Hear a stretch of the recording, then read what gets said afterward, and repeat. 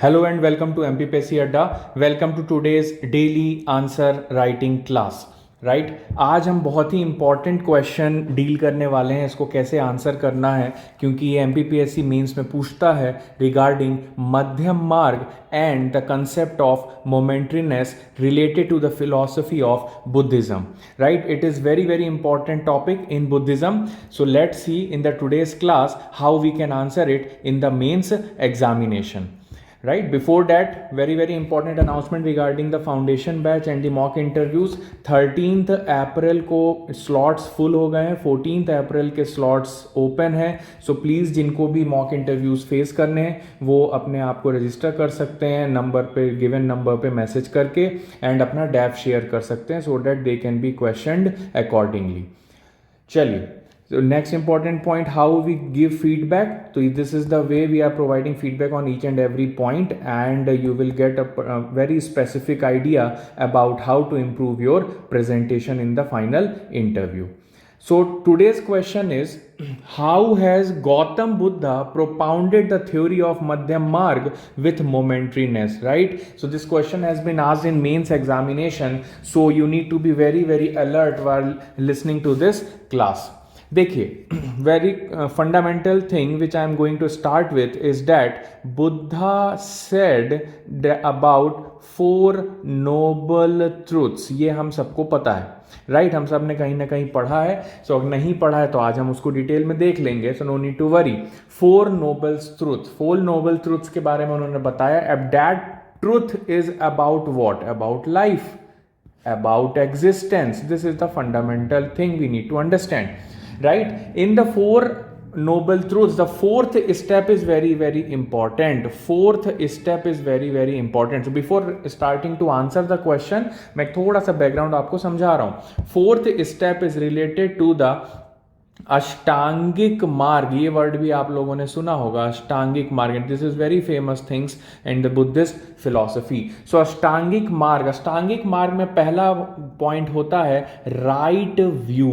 सबसे पहला पॉइंट होता है right view. No need to worry, अभी समझ में नहीं आ रहा, आगे लेक्चर में सब क्लियर हो जाएगा स्टेप बाय स्टेप, एंड ऐसा क्लास में हम समझेंगे कि आपको एग्जाम तक याद रहे. So stay tuned. देखिए, momentariness was propounded by Buddha as non permanency. सबसे पहला फैक्ट आपको यह समझना है कि बुद्धा ने मोमेंट्रीनेस वर्ड का यूज कभी नहीं किया, लेकिन how has Gautam Buddha propounded the theory of Madhyam मार्ग विथ मोमेंट्रीनेस. अगर क्वेश्चन ऐसा पूछ रहा है तो कहीं ना कहीं वो आपसे नॉन परमानेंसी के कंसेप्ट पे क्वेश्चन पूछ रहा है. वो ये पूछ रहा है कि ये जो मध्यम मार्ग, जिसको हम अष्टांगिक मार्ग भी बोलते हैं, इसका मोमेंट्रीनेस से क्या लेना देना है. सो मैंने जैसे अभी बताया, अष्टांगिक मार्ग का जो पहला पॉइंट होता है वो राइट व्यू होता है, और राइट व्यू ही सबसे इंपॉर्टेंट है. और वो राइट व्यू कब बनेगा? जब आपको नॉलेज मिलेगी. जब आपको क्या मिलेगी? नॉलेज. और knowledge about what? About life, about existence and what you have to do. So पहली चीज नॉन परमानेंसी बताई उसी नॉलेज की बुद्धा ने, लेकिन आगे जो बुद्धिस्ट फॉलोअर्स थे बुद्धा के, उन्होंने नॉन परमानेंसी वर्ड को momentariness word as a synonym use किया है, और यही क्वेश्चन आपसे पूछ रहा है. फ्यू फंडामेंटल थिंग्स, जैसे Gautam Buddha the founder of Buddhism propounded the theory of Madhyam Marg और the middle path as a way of life that avoids the extremes of self indulgence and self denial. Buddha ये बोलते हैं कि मध्यम मार्ग में हमें ये समझना है, मध्यम मार्ग का मतलब कि हमें एक्सट्रीम्स को अवॉइड करना है. बट सर वो एक्सट्रीम्स हैं क्या? तो लेट्स सी. पहला एक्सट्रीम है सेल्फ इंडल्जेंस, मतलब किसी भी सिचुएशन में ओवर इंडल्ज नहीं होना है, और किसी भी सिचुएशन में अपने आप को totally out of the situation यानी सेल्फ डिनायल में भी लेके नहीं जाना है कि आप उससे बाहर आ जाएं. आपको सिचुएशन में ही रहना है, लेकिन बैलेंस्ड वे में रहना है, और इसी को बुद्धा जी के अकॉर्डिंग मध्यम मार्ग बोला गया है. सर ये फिलॉसफी तो बहुत अच्छी है, क्या ये उन्होंने प्रैक्टिकली बोला है? तो यस, उनके जितने भी कंसेप्ट्स थे, इट वाज नॉट फिलॉसफिक और ideal, it was more and more inclined towards the practical aspects. So let's see how he approached all the concepts. He emphasized that everyone is responsible for their own happiness in life, and everybody should work on themselves so that they can attain nirvana. चलिए, doctrine of momentariness is also known as क्षण भंगुरवाद। अगर आगे जाके mains exam में ये question आ जाए कि क्षण भंगुरवाद के बारे में बताइए, तो समझ जाइएगा नॉन परमानेंसी या मोमेंट्रीनेस की बात हो रही है। It is one of the most important doctrines of Buddhism, and it is based on the fundamental proposition that everything passes out of existence as soon as it has originated, and in this sense is momentary। कहने का मतलब क्या है? कहने का मतलब ये है कि इस यूनिवर्स में, इस एग्जिस्टेंस में कोई भी चीज जैसे ही एग्जिस्ट करती है या ओरिजिनेट होती है, वैसे ही वो ट्रांसफॉर्म हो जाती है किसी दूसरी चीज में, और इसी सेंस में हम इस चीज को नॉन परमानेंसी बोल रहे हैं। क्या बोल रहे हैं? नॉन परमानेंसी या मोमेंट्रीनेस। ध्यान दीजिएगा, ये क्वेश्चन मेंस एग्जाम में ऑलरेडी पूछा जा चुका है, ठीक है। सो इसको आंसर कैसे करना है ये आपको सीखना होगा।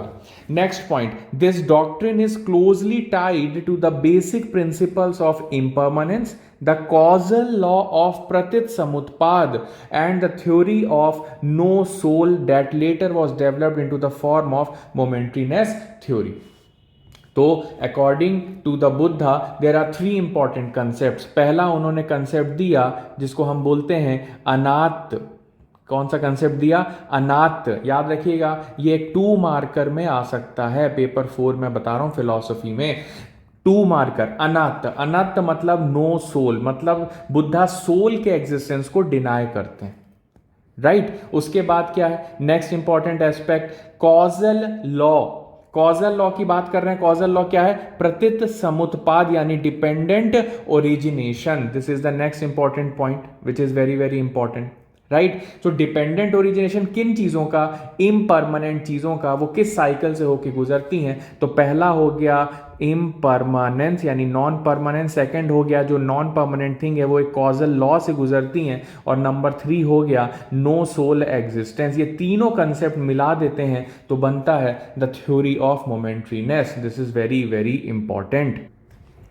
Next important point, Lord Buddha delivered the non-permanency based on Pratit Samutpad, which was converted into momentaneous by his disciples. And if the theory of momentaneous is imposed on an element like soul, then the theory like Nairatmyavad or Anatmavad will originate, right? Which generally means that soul is not existing, or in Buddhist philosophy there is no concept of soul is accepted. तो ये prelims में भी question आता है, ध्यान दीजिएगा।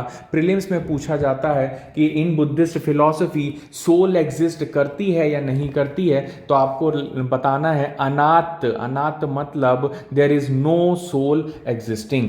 Next point, in the context of middle path the doctrine of momentariness can be seen as a practical application of this philosophy, and it encourages mindfulness, present moment, acknowledging the transient nature of all the phenomena. तो ये बहुत important point है। Non permanent है, इसी को अब third word आप ले रहे हो। देखिए, पहला वर्ड था नॉन परमानेंसी, दूसरा था मोमेंटीनेस, अब तीसरा वर्ड आपने यूज किया ट्रांजिएंट नेचर, मतलब चीजें ट्रांसफॉर्म हो रही हैं, मतलब जो चीज ओरिजिनेट हुई थी वो दूसरे फॉर्म में इंस्टेंटली आ रही है। डेट्स वाई अगर आप इन चीजों का ध्यान रखेंगे तो आप अपना मध्यम मार्ग मेंटेन कर पाएंगे, यानी सेल्फ इंडल्जेंस भी नहीं होगा, सेल्फ डिनायल भी नहीं होगा। और एक बहुत इंपॉर्टेंट सेइंग है जिसका मतलब है दिस टू शैल पास। ये बुद्धा ने भी बोला था, जब भी आप किसी ट्रबल में आए तो सेल्फ इंडल्जेंस में ना चले जाएं, बहुत ज़्यादा सैड ना हो, क्योंकि आपको पता होना चाहिए दिस टू शैल पास, यानी ये मोमेंट आगे बीत जाएगा।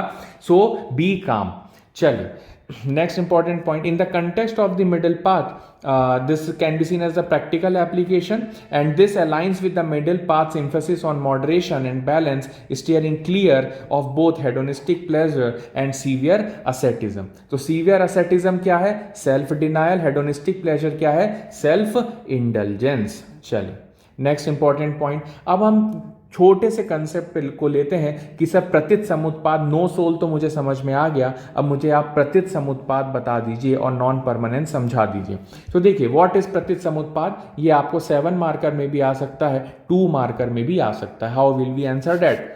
देखिए, प्रतीत समुत्पाद is a Sanskrit term that translates to dependent origination और डिपेंडेंट अराइजिंग। यही तो मैंने बोला कि कोई चीज ओरिजिनेट होती है तो वो ट्रांसफॉर्म हो जाती है, क्योंकि वो ट्रांजिएंट नेचर की होती है। तो सर ट्रांसफॉर्म होती है, बट कैसे ट्रांसफॉर्म होती है और उसका ह्यूमन लाइफ में क्या इंपैक्ट पड़ता है, इसी को हमें प्रतीत समुत्पाद में समझना है।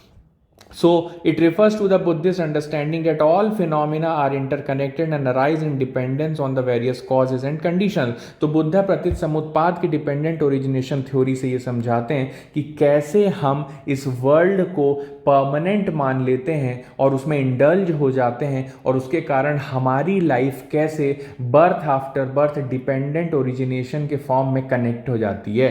तो ये मल्टीपल स्टेप्स उन्होंने बताई। ये आप फिगर देख सकते हैं, दिस इज प्रतीत समुत्पाद और dependent origination.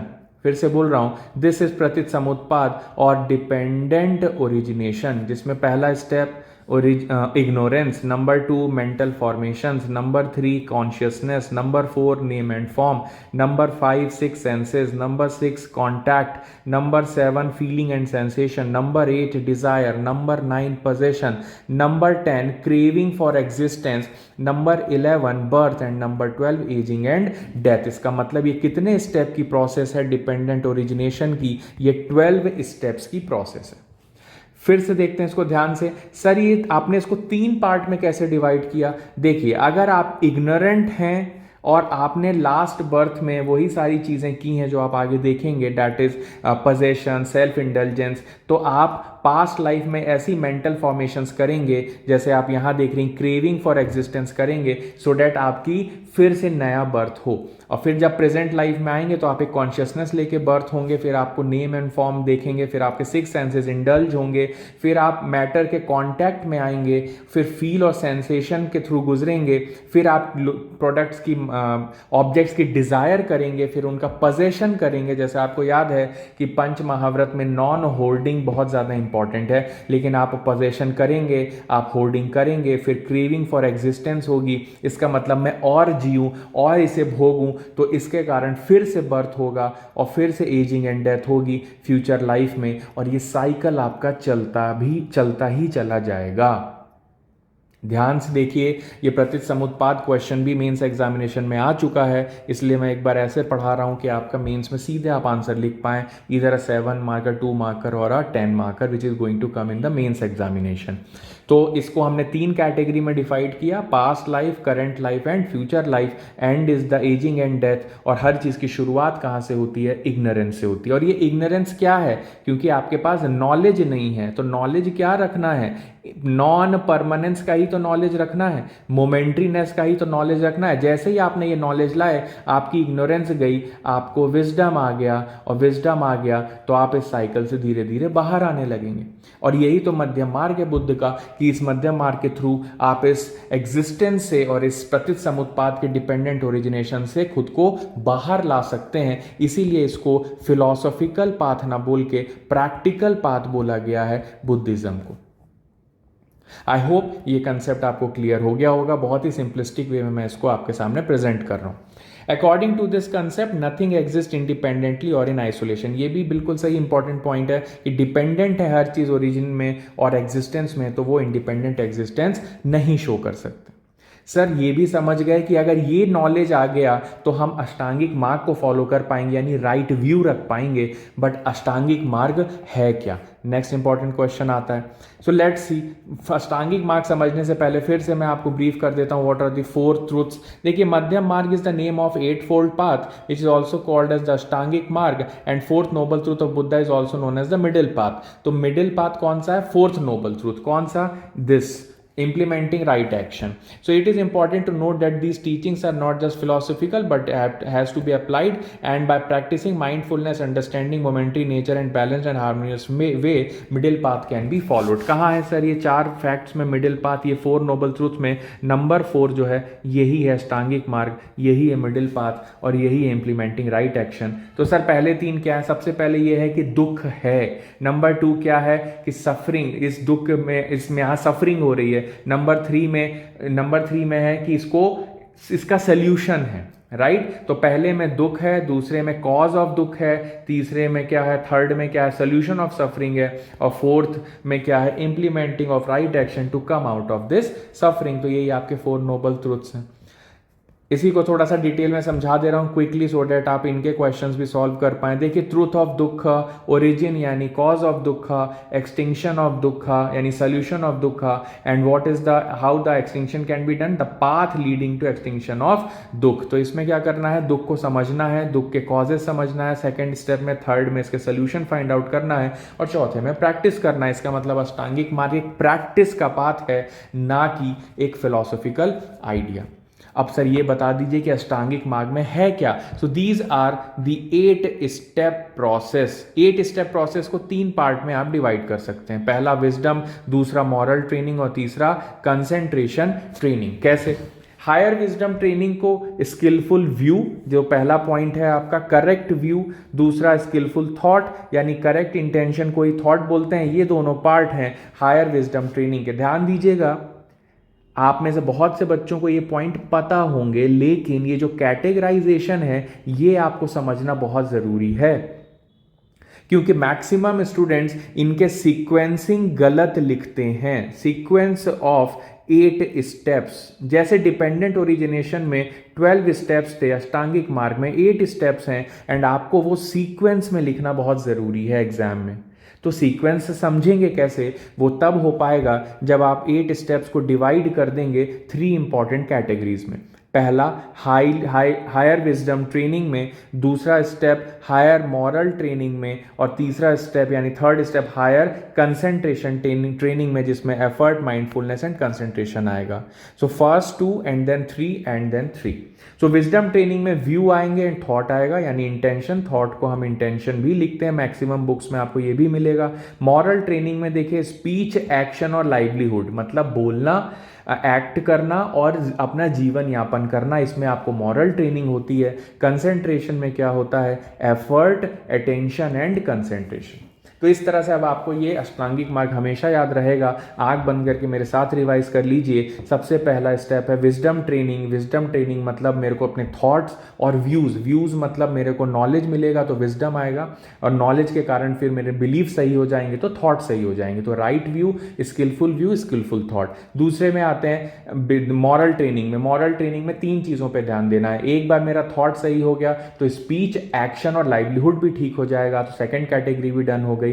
Third category higher concentration training की, तो इसमें skilful attention and skilful concentration और स्किलफुल एफर्ट। तो इस तरह से आज आपने अष्टांगिक मार्ग भी सीख लिया। So this is the basic criteria of skilful view, right, जिसमें सबसे पहले 12 लिंक्स ऑफ डिपेंडेंट ओरिजिनेशन समझना है, और 12 लिंक्स ऑफ डिपेंडेंट ओरिजिनेशन के भी बेस में जो आज का मेन थीम था वो था नॉन परमानेंसी, वो भी हमने समझ लिया, यानी मोमेंट्रीनेस। तो उन्हीं चीज़ों को हमने डिटेल में लिखा है कि स्किलफुल व्यू जो है इसमें हमको आइडियाज़ को क्लैरिटी रखनी है। उसके बाद स्किलफुल थॉट्स में ग्रीड, हेट्रेड और इग्नोरेंस को दूर रखना है। स्किलफुल स्पीच में ट्रू, काइंड, जॉयफुल और हेल्पफुल रहना है। स्किलफुल एक्शन में non harming, non stealing, no sexual misconduct, no lying and not becoming intoxicated, जो पंच महाव्रत के आपके व्रत होते हैं वो इसमें इंक्लूड होते हैं।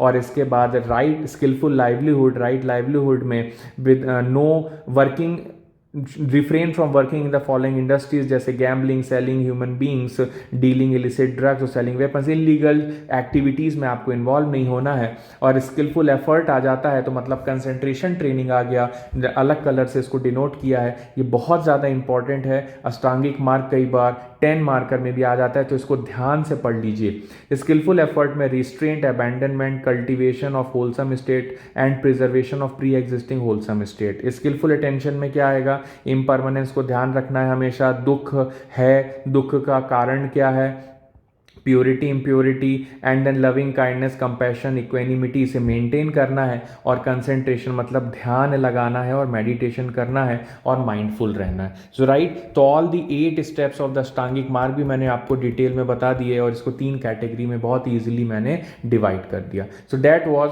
The basic answer structure which you can make, एक बार फिर से रिवाइज करवा दे रहा हूँ। हम नॉन परमानेंस की बात कर रहे थे। नॉन परमानेंस एक नॉलेज का एस्पेक्ट है जो क्या हटाएगा, इग्नोरेंस। इग्नोरेंस किसका कॉज है, डिपेंडेंट ओरिजिनेशन का पहला स्टेप है। कितने स्टेप हैं, 12। जब ये 12 स्टेप क्लियर होंगे तो आपको यहाँ पे राइट एक्शन के राइट व्यू में आप जाएंगे, और राइट व्यू और राइट एक्शन किसका फोर्थ स्टेप है, नोबल ट्रूथ का। इस तरह से मैंने आज आपको पूरी बुद्धिस्ट फिलॉसफी का कोर कंसेप्ट समझा दिया है, जिसमें 4 noble truths, fourth noble truths का मध्यम मार्ग यानी अष्टांगिक मार्ग। अष्टांगिक मार्ग का पहला राइट व्यू, फिर राइट थॉट, फिर राइट स्पीच, फिर राइट एक्शन, फिर राइट लाइवलीहुड, फिर राइट एफर्ट, फिर right mindfulness and concentration, right. और ये 12 के 12 जो डिपेंडेंट ओरिजिनेशन के स्टेप्स थे, ये भी आपको याद करवा दिए, from ignorance to ageing and death. So I hope ये लेक्चर आपके लिए बहुत इंपॉर्टेंट रहा होगा और बहुत लर्निंग रहा होगा, राइट। तो इसको रिवाइज कर लीजिएगा, वीडियो को एक बार और सुन लीजिएगा और लिखिएगा इस आंसर को अपनी कॉपी में, और आप भेज सकते हैं तो हमारे नंबर पे भेजिएगा 9953733830 पे। So we will definitely respond. Thank you very much for the today's lecture. Thank you very much for listening to today's class. Mock interviews का फिर से बता रहा हूँ, स्लॉट बुक कर लीजिए। 14 अप्रैल के स्लॉट्स अभी ओपन हैं, वो भी आप बुक कर सकते हैं। Thank you very much and become a topper.